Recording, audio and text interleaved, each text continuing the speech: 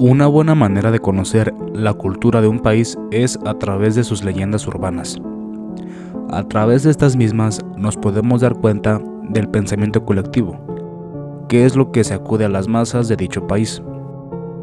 Las leyendas urbanas sirven para nutrir la imaginación y las creencias de millones de personas. Obviamente, dependiendo de la región y del lugar, estas tendrán siempre diferencias. Hoy vengo a hablarte de unas de las leyendas más inusuales, locas, aterradoras o incluso sin sentido que marcaron a México en la década de los 2000. Y es que este país, a la fecha, incluso existiendo internet, siempre habrá alguien que dice: es que dicen que tal cosa es mala porque está hecho de esto y aquello, o simplemente con el hecho de dicen, ya te podrás imaginar que se aventará la fumada más grande que jamás hayas escuchado. Sin más, empecemos con leyendas urbanas de México durante la década de los 2000.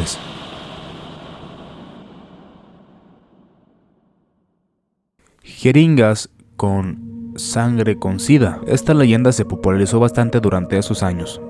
Mucha gente, sobre todo antivacunas, aseguraba que los médicos te inyectaban con agujas contaminadas con SIDA. Como te lo estarás imaginando, muchos aseguraban tener a un conocido o a un familiar que tenía un amigo, el cual se contagió de esta manera. Al ser México a la fecha bastante fácil de manipular, se generó toda una ola de histeria colectiva. Y es que muchos padres se negaban a darle las vacunas básicas gratuitas por parte del gobierno por el temor a que estos contrajeran SIDA.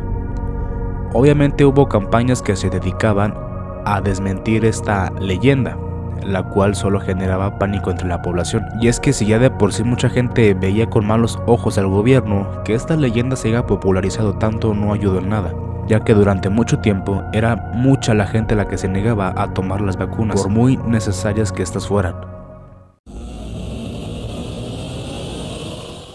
Plátanos o fruta inyectada con SIDA. Tomando la premisa del puesto anterior, esta leyenda incluso se expandió un poco más arriba de los 2000, para ser más exactos como a principios de los 2010. Cuando WhatsApp tenía sus inicios, también se repartió bastante esta falsa información. Y es que la misma aseguraba y decía que los vendedores o agricultores inyectaban con sangre con SIDA las frutas, sobre todo los plátanos. Esto con el objetivo de generar contagios masivos y acabar con la población o con la minoría del país. Mucha gente también tuvo miedo a comprar fruta procesada o de supermercado, ya que aseguraban que estaba inyectada con sangre con SIDA. Muchas familias, presas del pánico cuando compraban racimos del plátano, en lugar de comerlo como era habitual, primero lo partían en partes para asegurarse de que este no estuviera inyectado con sangre. Como te lo estarás imaginando, no hubo ni un solo caso registrado en el que una persona haya contraído SIDA de esta manera, ya que encima para contraer la enfermedad tiene que ser sangre con sangre, es decir, a base de una herida o saliva. Quiere decir que tienes que ingerir saliva vía oral. Esto siempre ha generado bastante debate, ya que hay mucha gente que mira con recelo esta enfermedad, haciendo que esta leyenda fuera bastante latente entre las familias mexicanas. Volantes con anthrax. En el 2001 hubo atentados en Estados Unidos hacia políticos importantes del país con anthrax. Al ser Estados Unidos un país tan importante y siendo el eje de todo Occidente, las noticias se propagaron rápido, pero en México pasó algo similar. Eran muchos los testimonios los que aseguraban que estaban habiendo atentados a personas con volantes repletos de anthrax. E incluso yo en mi infancia tengo testimonios y recuerdos de familiares que le decían a mi madre que no aceptara folletos o volantes de la calle, ya que gente mala se dedicaba a contaminarlos de anthrax. Como te lo estarás imaginando, no hubo ni un solo caso de folletos o volantes con anthrax en México. Sin embargo, era mucha la gente la que aseguraba que conocía a alguien o tenía un familiar que ese mismo familiar tenía un amigo o un vecino el cual estaba siendo atendido o había sido hospitalizado por haber sido envenenado con anthrax en volantines. Misma cosa que nunca tenían manera de asegurar o confirmar.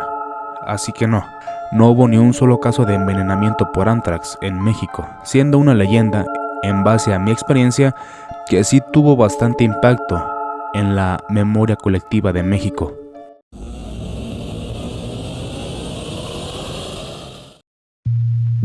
Estampitas con droga en las primarias. Esta tiene sus variantes. Había quienes decían que las calcamonías que venían entre los chicles o los dulces de los más pequeños contenían droga, haciendo que estos se volvieran adictos a la misma para que en un futuro previo comenzaran a ser consumidores. Otra versión decía que en los dulces en los cuales venían tatuajes de henna, que eran inofensivos y temporales para la piel, estaban repletos de droga líquida, la cual, una vez que era humectada, hacía efecto en el cuerpo del infante, que de igual manera lo volvía adicto a la misma, asegurando un cliente más y una víctima más de las drogas. Como te estás imaginando, esto también fue mentira, ya que no hubo un solo caso en el que un niño fuera drogado o hospitalizado por haber sido intoxicado por narcóticos en tatuajes o estampitas. Esta, en mi experiencia también, fue una leyenda que estuvo bastante presente y que fue un miedo latente hacia los padres mexicanos, ya que durante la época en la que esa leyenda se esparció, la violencia por el narcotráfico en el país estaba en su más terrible momento, por lo que se entiende por qué es que esta leyenda tuvo tanto recelo por parte de los padres mexicanos.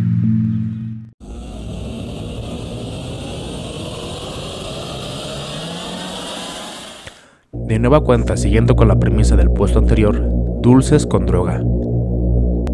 Se le advertía a niños de primaria o una vecina chismosa que le advertía a tu mamá o a tu papá que si veían a un señor con cestas de dulces era mejor no aceptarle o comprarle dulces, ya que, como dije, durante esa época y esa década, el narcotráfico en el país estaba en su auge, generando una ola de violencia nunca antes vista. Se decía que muchos vendedores de dulces añadían sustancias a los mismos para que una vez que los infantes las probaran, se volvieran futuros compradores o trabajadores para las organizaciones criminales.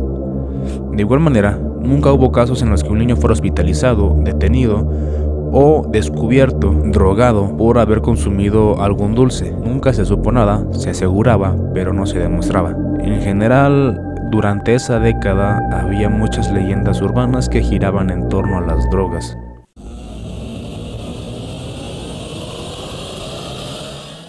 La camioneta robachicos. Esta fue algo que personalmente sí me generó pánico, ya que sí hubo casos confirmados, tristemente, incluso a la fecha. Es decir, hubo una época donde se aseguraba que pasaban camionetas blancas, para ser más exactos furgonetas o camionetas pick-up, las cuales cuando veían a un niño lo subían a la fuerza para nunca más ser visto. Tiempo después eran encontrados sin órganos, en una bolsa negra o en hieleras. Como dije, tristemente sí hubo casos confirmados, ya que sumándole el narcotráfico en esa década, el tráfico de órganos y la delincuencia en general en el país estaba en su máximo auge, por lo que no era extraño que los padres, cuando los niños quisieran ir a la tienda, directamente se los prohibían, o ellos iban o directamente los acompañaban, por miedo a que una de esas camionetas se llevara a sus hijos. Una leyenda similar, por lo menos en mi caso y de mis amigos de la época, era bastante común las pláticas en las que nos decían que cuando viéramos a una camioneta blanca con vidrios polarizados, nos escondiéramos o corriéramos a la casa más cercana, ya que sí, el hecho de que esa camioneta fuera alguien con doble intención era muy latente en esa época del país, y las noticias amarillistas no ayudaban mucho. Por lo que sí se puede decir que este fue el único hecho verídico o leyenda que estaba basada en casos reales.